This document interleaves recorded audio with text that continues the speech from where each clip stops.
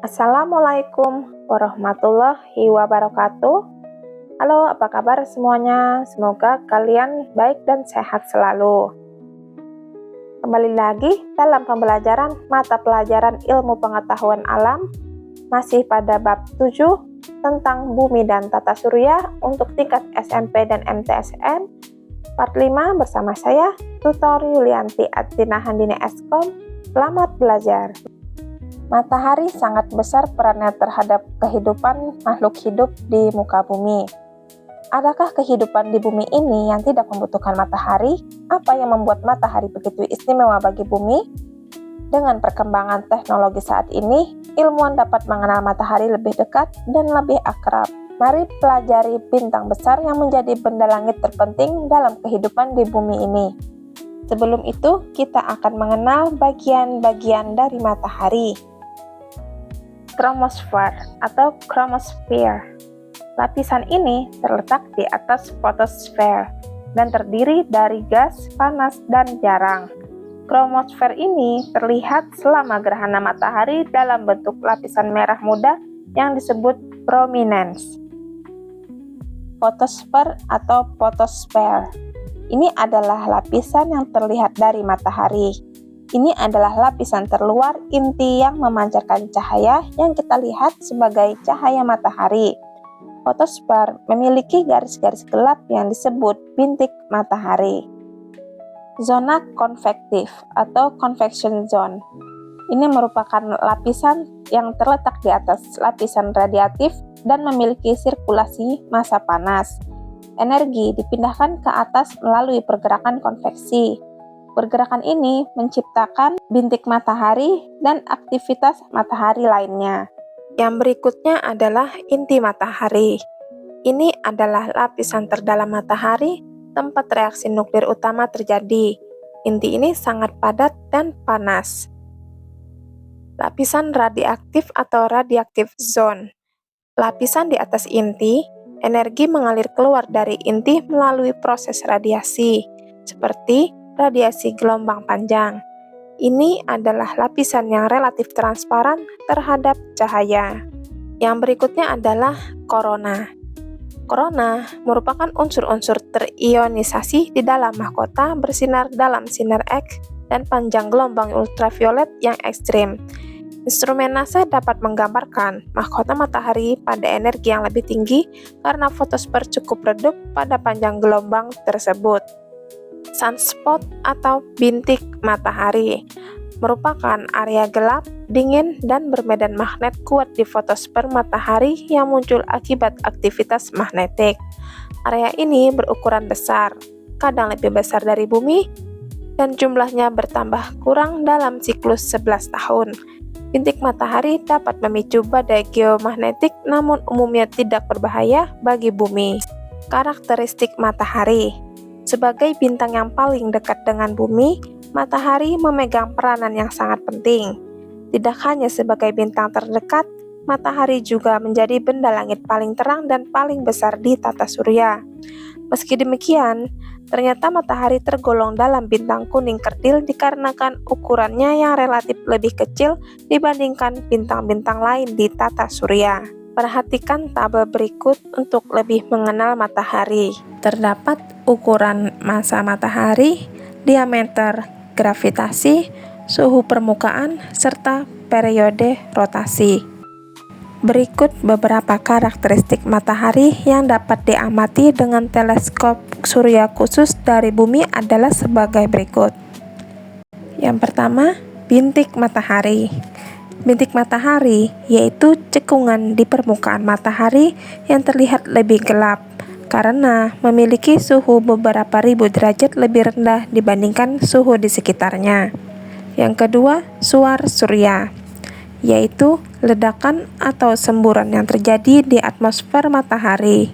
Suar ini melepaskan sejumlah besar energi, meski dalam jumlah energi yang kecil, cukup untuk menyebabkan gangguan pada alat komunikasi seluler, radio, dan televisi di bumi. Yang ketiga, prominensa matahari, yaitu bagian matahari yang menyerupai lidah api di permukaannya. mulai dari lapisan fotosfer hingga korona. Dan yang keempat adalah angin matahari, yang dibentuk oleh aliran partikel yang dipancarkan matahari secara terus-menerus. Gerhana matahari terjadi ketika bulan hadir di tengah-tengah antara matahari dan bumi, sehingga bayangan bulanlah yang terlihat dari bumi. Ada 3 jenis gerhana matahari. Yang pertama, gerhana matahari total terjadi saat matahari tertutup bulan. Kedua, gerhana matahari sebagian terjadi saat bulan menutupi sebagian matahari. Ketiga, gerhana matahari cincin terjadi saat bulan yang menutupi matahari berada pada titik terjauhnya dari bumi. Perhatikan gambar berikut agar kalian lebih memahaminya. Tidak ada makhluk di muka bumi yang tidak membutuhkan matahari. Bahkan makhluk yang hidup di lingkungan dingin sekalipun, matahari memegang peranan sangat penting dalam kehidupan. Seperti pada contoh berikut. Tumbuhan dan hewan yang mati ribuan tahun lalu dan terkubur di kerak bumi dipanaskan terus-menerus oleh matahari. Kita menggunakan fosil ini untuk dijadikan bahan bakar kendaraan di masa ini. Tanpa peran matahari, fosil tidak dapat kita manfaatkan pada hari ini. Berjemur dan mendapatkan sinar matahari yang cukup seringkali menjadi resep hidup sehat. Seperti slogan berikut. Berjemur 5-15 menit di pagi hari dipercayakan cukup untuk menyehatkan tubuh. Imunitas tubuh dapat meningkat dengan paparan sinar matahari yang cukup pada tubuh kita. Sinar matahari yang terus-menerus diserap bumi menjadikan bumi terasa hangat. Suhu yang tepat membuat kehidupan di bumi dapat terus berlangsung. Tumbuhan membutuhkan sinar matahari untuk melakukan fotosintesis. Gaya gravitasi dengan kekuatan yang tepat turut berperan dalam menjaga kekokohan posisi bumi saat ini. Tidak hanya bumi, gravitasi matahari ini juga sangat berpengaruh pada posisi planet-planet untuk tetap berada pada orbitnya. Tanpa matahari, rasanya mustahil terjadi hujan di bumi. Hujan turun karena adanya penguapan air di lautan dan daratan yang disebabkan karena adanya panas matahari. Uap air dikumpulkan di awan yang kemudian akan dibawa angin berkelana di langit lalu turun sebagai air hujan yang membasahi tanah. 2 dari 10 orang pasti pernah berpikir, bagaimana nasib kita jika matahari tiba-tiba menghilang?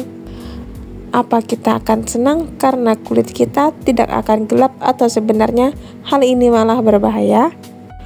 Fakta menarik pertama, jika matahari tiba-tiba menghilang di luar angkasa sana, kita baru akan menyadarinya 8 menit kemudian. Kenapa? Karena jarak dari matahari ke bumi sangat jauh. Jaraknya mencapai 150 juta kilometer. Dengan jarak sejauh itu, sinar matahari mampu mencapai bumi dalam waktu 8 menit. Jadi, jika tiba-tiba matahari menghilang di luar angkasa sana, kita cukup lama untuk menyadarinya. Lalu, apa yang terjadi setelah kita sadar matahari menghilang?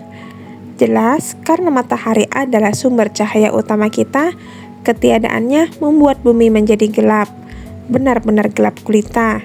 Kita jadi tidak lagi bisa membedakan siang dan malam.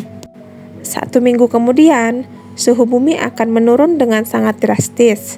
Dari suhu di Indonesia yang biasanya 26-36 derajat Celcius, akan turun hingga 0 sampai minus 17 derajat Celcius. Biasanya di Indonesia tidak pernah turun salju, maka ini akan turun salju. Setelahnya, beberapa selang setelah turun salju ini, tumbuhan pun mulai mati. Hal ini disebabkan karena tidak ada lagi cahaya matahari yang membantu proses fotosintesis. Selain itu, para binatang ikut terkena dampaknya. Mereka kedinginan, tidak mendapat makanan karena tubuhannya mati, bahkan tidak punya stok air untuk minum karena perairan mulai membeku. 1 bulan sejak matahari menghilang, seluruh air di permukaan bumi akan membeku. Dengan suhu sedingin minus 100 derajat Celcius, oksigen yang sudah menipis, air yang tidak dapat dikonsumsi, dan pasokan makanan yang sudah langka menjadikan manusia serta makhluk hidup lain sulit bertahan hidup. sehingga akan terjadilah kepunahan. Sampai di sini dulu video materi minggu ini. Terima kasih atas perhatiannya. Wassalamualaikum warahmatullahi wabarakatuh.